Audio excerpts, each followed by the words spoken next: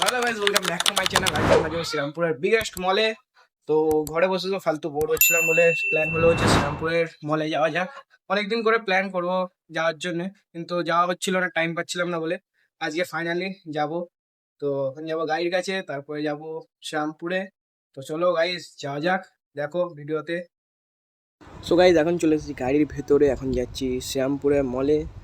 শ্রীরামপুরের মলে আজকে full video হবে, কী কী আছে সেই মলে সবই দেখাবো এই ভিডিওতে থাকো এবং দেখো যে কী কী হলো শ্রীরামপুরের মলে।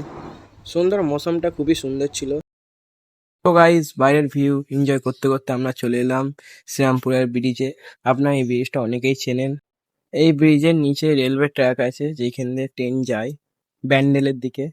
আপনারা যদি ব্যান্ডেলের দিকে যাতায়াত করেন তাহলে আপনারা অবশ্যই এই ব্রিজটা দেখেছেন। তো বেশি কথা না বলে যাওয়া যাক মলে। এটাই হলো শ্রীরামপুরের বিগেস্ট মল, যার জন্য আপনারা ভিডিওটা দেখছেন, ট্রাভেনি মল। তো এখন বাইরে আছি আমি, ভেতরেও দেখাবো। বাইরের লুকটা জাস্ট এমন ছিল। এখন গাড়ি পার্ক করব, তারপর ভেতরে যাব। তো ভেতরের সিনও দেখাবো আপনাদের। তো ভিডিওতে থাকো। ভাই গাড়ি পার্কিং করার সময় আমার পুরো শখই হয়ে গেছে, 3 তলার নিচে গাড়ি পার্ক করতে যেতে হলো। এখান দিয়ে তারপর ওয়ান ওয়েস্ট ফ্লোরে লিফট দিয়ে গেলাম। ওয়ান ওয়েস্ট ফ্লোরে এসে এবারে এন্ট্রি নেবো মলের ভেতরে। গেটের সামনে ডেকোরেশনটা খুবই সুন্দর করেছিল, তার মানে ভেতরে কত সুন্দর হয় আপনারা বুঝতেই পাচ্ছেন। ভেতরে এন্ট্রি নিতে চোখে পড়লো অ্যালকোভেট ট্রাভেনি মল, মলটার অফিসিয়াল নাম যেটা। ওয়ানের ফ্লোরে তেমন কিছু ছিল না, শুধু একটা ফটোশ্যুট করার জন্য জায়গা ছিল, যেখানে আমার দিদি এবং মা ফটোশ্যুট করলো, দাদা ফটো তুলে দিল। তো এখন যাবো সেকেন্ড ফ্লোরে, দেখি যে সেকেন্ড ফ্লোরে কি কি আছে। তো সেকেন্ড ফ্লোরে এসে দেখলাম যে এইখানে কিছুই নেই, এখানে শুধু জুডিও ছিল, এখানে আমাদের কোনো কাজ ছিল না।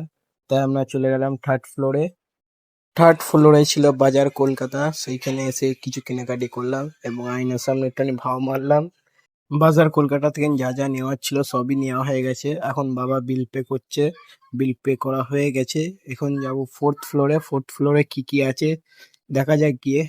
ফোর্থ ফ্লোরে অনেক কিছু ছিল, যেমন মার্কেট 99, মেয়েদের নেল পেন্ট করার জায়গা, মেয়েরাই জানে যে কি সেটা, এবং ভূতুরে ঘর এবং টাইম পাস করার জন্য অনেক গেমিং জোন ছিল। তো আমরা 99 মার্কেটে চলে এলাম কিছু সামান কেনার জন্যে। এখানে ছিল খুবই সুন্দর সুন্দর বোতল এবং ছিল খুবই সুন্দর সুন্দর টিফিন। আর এখানে অনেক কিছু ছিল, যেমন এই পৃথিবীটা এবং এই টপটা এবং অনেক খাবারের জিনিস ছিল। আমরা খাবারের কিছু জিনিস নিয়েছি, এই সেই জিনিসগুলো। এখন যাব বিল পে করে। এই মলের সবচেয়ে সুন্দর এবং অ্যাট্রাকটিভ জিনিসটা এটাই। আমাকে তো দেখতে খুবই সুন্দর লাগলো, আপনাদের কেমন লাগে কমেন্টে জানাবেন। ফিফথ ফ্লোরে ছিল সিটিং এরিয়া, এখানে বসে আপনারা খেতে পারবেন। এখানে খাবারের জায়গা বলতে ডমিনোস ছিল, সার্ভে ছিল এবং টি জাংশন ছিল, ওইদিকে আরো অনেক কিছু আছে। আর আপনারা এইখানে বসে বাইরের ভিউ এনজয় করতে করতে খেতে পারবেন। এই বাইরের ভিউটা সেই আসছিল, জাস্ট আপনারা বাইরের ভিউটা দেখুন। এইখানে যদি আপনারা বসে বসে খান এত মজা পাবেন যে কি বলবো। বাইরের ভিউটাও এনজয় করতে পারবেন এবং খেতেও পারবেন।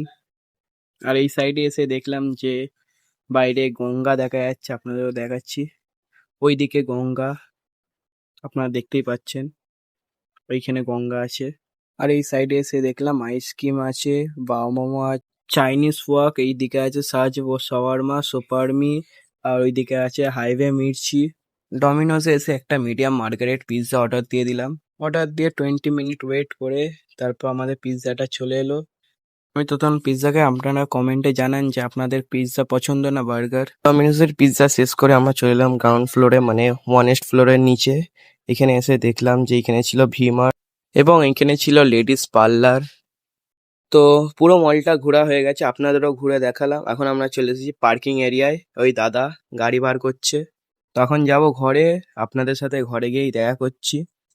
তো গাইস শ্রীরামপুরের বিকাশ মলটা আপনাদের ঘুরে দেখালাম, কমেন্টে জানাবেন যে কেমন লাগলো। আর এই ভিডিওটা ভালো লাগলে লাইক অ্যান্ড কমেন্ট করে দেবেন। আর এমন আরও ভিডিও পেতে হলে সাবস্ক্রাইব করে নেবেন চ্যানেলটা। এর জন্য বাই বাই, ফের দেখা হবে অন্য একটা ব্লগে।